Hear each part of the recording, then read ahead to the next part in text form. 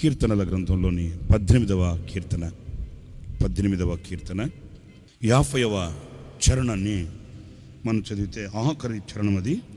ఆ ఆఖరి చరణంలోని మాటల్ని కాస్త మనం ఆలకిద్దాం.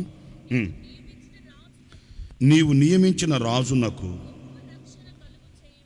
గొప్ప రక్షణ కలుగు చేయువాడు, నీవు అభిషేకించిన దావీదునకు అతని సంతానమునకు నిత్యము కనికరము చూపువాడవు. ఇక్కడ చూడండి, దేవుని కనికరం, దేవుని కటాక్షం అనేది మనకు లేకపోతే మన మనుగడ కొనసాగదు. వైట్ బాక్సుల్లో దేవుని కటాక్షము, దేవుని కనికరము అనేది మనకు ఒక ఈవి. మనుషుల కటాక్షం, మనుషుల కనికరము, మనుషుల దయ ఇవన్నీ తాత్కాలికంగా ఉంటాయండి, శాశ్వతమైనవి కావు. వాళ్ళకి నచ్చినంత కాలం, వాళ్ళకి మెచ్చినంత కాలం మన భుజముల మీద చేయి వేస్తారు. వాళ్ళకి అనుకూలంగా ఉన్నంతకాలం, వాళ్ళకి సమ్మతి అయినంతకాలం మనతో చెలిమి కలిగి బ్రతుకుతారు. ఏదైనా వాళ్ళకు మనసు కష్టం వచ్చినప్పుడు, బాధ కలిగినప్పుడు, లేక ఏదైనా వాళ్ళ హృదయాలలో మత్సరం కలిగినప్పుడు ఎంతటి బంధాలైనా పటాపంచులైపోతాయి. ఇవి మనిషి యొక్క స్వాభావికమైన గుణగణాలలో ప్రత్యక్షమైవేవి. కానీ దేవుని కనికరం, దేవుని కటాక్షం అలాంటిది కాదు. ఈ కటాక్షం, దేవుని కనికరం అనేది మనల్ని ఎన్నడూ వేడక, ఎన్నడూ మనకు దూరం కాక శాశ్వతంగా నిలిచి, ఈ శాశ్వతమైన కృప మనకు సమృద్ధినే కానివ్వండి, సంతోషాన్నే కానివ్వండి, సమాధానమే కానివ్వండి, హృదయానికి కావలసిన ఆనందమే కానివ్వండి, ఈ కృప చేతనే మనకు కలుగుతుంది అనే విషయాన్ని మనం గమనించాలి. అందుకే మన పితరులు చాలాసార్లు వాళ్ళు ఆస్తులు, పాస్తులు, అంతస్తులు, మిద్దె మేడలు కోరుకోలేదు, కానీ నీ కృపతోడుగా ఉంటే చాలయా అని ప్రాధేయపడ్డారు. వేడుకొని ఆయనను అర్జించి పొందుకొని వాళ్ళు వాళ్ళ యొక్క సమస్తము కూడా స్థిరపరచబడినట్లుగా లేఖనాల్లో మనం చదువుతూ ఉన్నాం. ప్రియులారా చూడండి, మరి ఆయన కనికరం, ఆయన కృప ఇక్కడ దావీదుకును, దావీదు యొక్క కుటుంబానికి నిరంతరం శాశ్వతంగా నిత్యము నిలిచి ఉండాలని, ఇదిగో నిలిచి ఉంటుందని ఈ వాక్యం మనకు చెబుతుంది. ఈ వాక్యంలో ఈ రాత్రి మనం ప్రశ్న వేసుకుంటే, దావీదుకు చూపిన ఆ కనికరం, ఆ కటాక్షం, ఆ కృప ఈ రోజున మనము కలిగి, మనము మన కుటుంబాలు తరతరాలుగా ఈ యొక్క కృప చేత నింపబడేటట్లు ఆ యోగ్యమైనటువంటి ప్రవర్తన, యోగ్యమైన బ్రతుకు మనం కలిగి ఉన్నామా అనే ప్రశ్న ఈ రాత్రి ఈ వాక్యంతో మనం సరిపోల్చుకోవాలి. 2 విషయాలు చెప్తాను. మొదటిగా ఇక్కడ దావీదు కుటుంబాన్ని, దావీదును చూస్తే ఎందుకు దేవుడు ఆయన కృపని అతని సంతతి మీద శాశ్వతంగా నిలబెట్టాడు. ఇప్పుడు చూడండి, మొదటిగా దావీదులో ఉన్న సుగుణాల్ని మనం గమనించినప్పుడు చూడండి, ఆ వాక్యాన్ని కూడాను కీర్తనల గ్రంథంలోనే 71వ కీర్తన 18వ చరణం అండి. దేవా, వచ్చు తరమునకు నీ బాహుబలమును గూర్చియు పుట్టబోవు వారందరికీ నీ శౌర్యమును గూర్చియు నేను తెలియచేయునట్లు. చూసారండి, ఇది దావీదు యొక్క ఆశయం. చెప్పండి గట్టిగాను, అందరు చెప్పండి, ఏంటిది? ఆశయం. ఇప్పుడు మీరు కూర్చున్న ఉన్న మీలో ఒక్కొక్కరిని గనక అడిగితే, ఏమండి మీ ఆశయం ఏంటండి అని అడిగామనుకో, ఏం చెప్తారంటే, ఏముంది నాయనా, ఏదో కట్టక తిని తినక రెక్కలు మొక్కలు చేసి రక్తాన్ని ఆవిరి చేసి 4 రూపాయలు వెనకేసి పెట్టాను. అర్థమవుతుందా? ఇదిగో ఈ పిల్లల్ని ఒక దారి చేసి వెళ్ళిపోతే అంతకంటే భాగ్యం ఏముంది బాబా అని చెప్తారు. నా ప్రియ దేవుని బిడ్డలారా, ఆలకించండి. ఈ రోజున ఆయన ప్రభావాన్ని వర్ణించాలని, ఆయన కృపను ప్రకటించాలని ఆయన మహిమను ఇంకా అనేకులకు తెలియపరచాలన్న ఆత్మ సంబంధమైన ఉన్నతమైన ఉద్దేశం ఈ రాత్రి ఎంత మందికి ఎందరి హృదయాల్లో ఉందో వారిని గురించి వాక్యం ఏముంటుందంటే, ఇదిగో నేను మీ తరతరాలు నా కృపను మీ మీద విస్తరింపచేసి మీ సంతతి మీద నా కనికరమును చూపుదును. హల్లెలూయా. ప్రియులారా, ఆయన కృప మనకు కావాలి, ఆయన శాశ్వతమైన కనికరం మనకు ఉండాలి. ఆ కృప చేత మనం బ్రతకాలంటే ఇలాంటి ఆధ్యాత్మికమైన ఆశయం మనకు ఉండాలండి. ఆశయం మనకు ఉండాలండి. ఇంకొక మాట కూడా నేను జ్ఞాపకం చేస్తాను మీకు. అది 132వ కీర్తన 5వ చరణం. ఎట్లనగా యెహోవాకు నేను ఒక స్థలము చూచు వరకు. 5వ వాక్యంలో ఇక్కడ ఒక సమర్పణ కనిపిస్తుందండి. నేను మొదట మీకు చెప్పాను ఆశయం, ఇక్కడ ఒక సమర్పణ.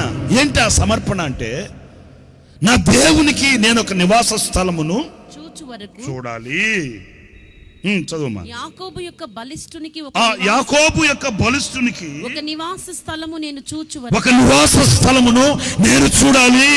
నా వాస స్థానమైన ఆ స్థలాన్ని చూచేంత వరకు నా నివాస స్థలానికి నేను వెళ్ళను. నా కనులకు నిద్ర రానివ్వను, నా కను రెప్పలకు కురుకుపోటు రానివ్వను. నేను పడుకునే మంచం మీదకి నేను ఎక్కను.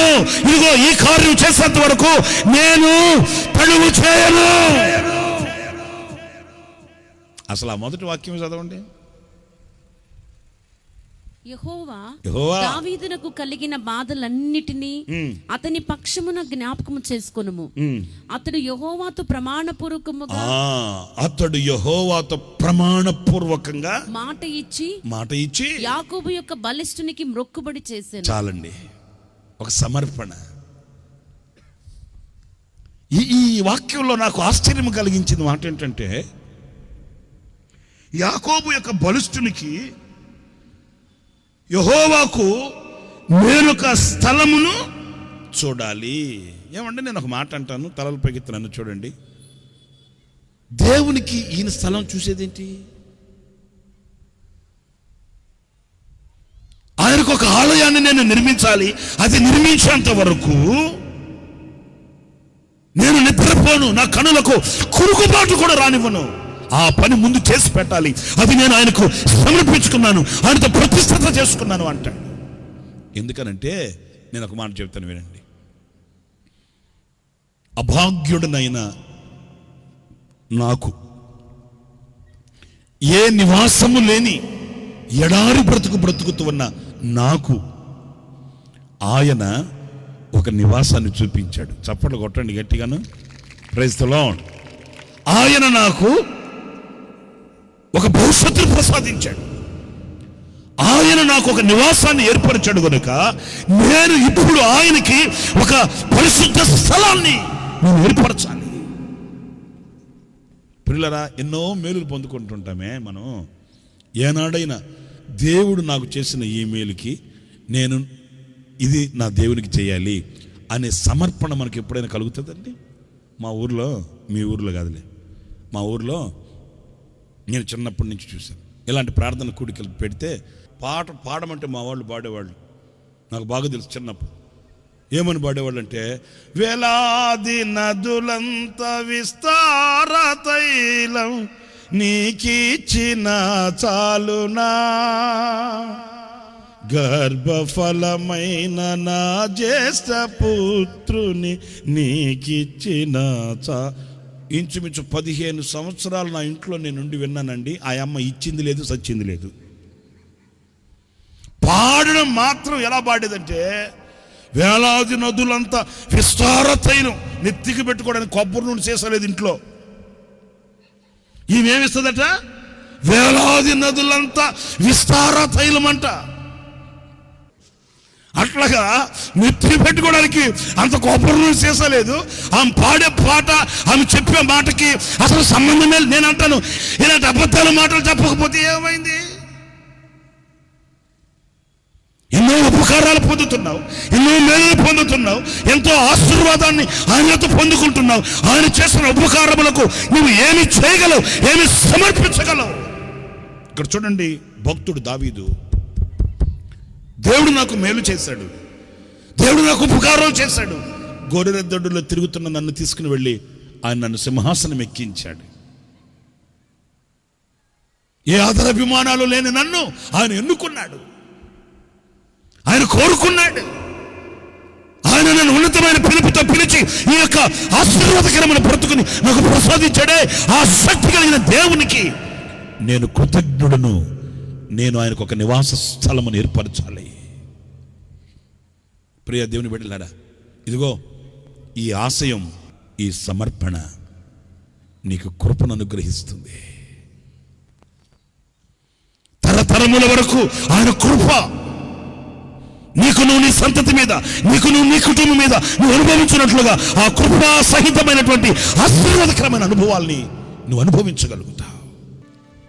ఆశ్చర్యకరుడైన తండ్రి, జీవాధిపతి అయిన ప్రభు, మిమ్మల్ని ఆరాధించడానికి మాకు మీరు అనుగ్రహించిన ఈ గొప్ప ధన్యత కొరకై వందనాలు చెల్లిస్తున్నాను నాయన. నేను స్తుతించినప్పుడు కలిగే మహిమ ప్రభావములను అనుక్షణం మేము అనుభవిస్తూ చాచిన మీ రెక్కల నీడలో దాచబడిన వారమై జీవించడానికి మీరు మాకు అనుగ్రహించిన గొప్ప ధన్యత, భాగ్యం కొరకై వందనాలు చెల్లిస్తున్నాను. ఏమిచ్చి నీ రుణం తీర్చుకోగలం నైనా? ఆర్భాటంగా ఇలా ఆరాధించడానికి, నీ పరిశుద్ధమైనటువంటి నామాన్ని స్తుతించి స్మరించడానికి మాకు మీరు అనుగ్రహించిన ధన్యత కొరకే వందనాలు. మీ వాక్యపు వెలుగులో మమ్మల్ని తృప్తిపరచమని, నీ సన్నిధికి వచ్చిన నీ ప్రజలను దీవించమని యేసు నామములో ప్రార్థించి వేడుకొనుచున్నాను తండ్రి.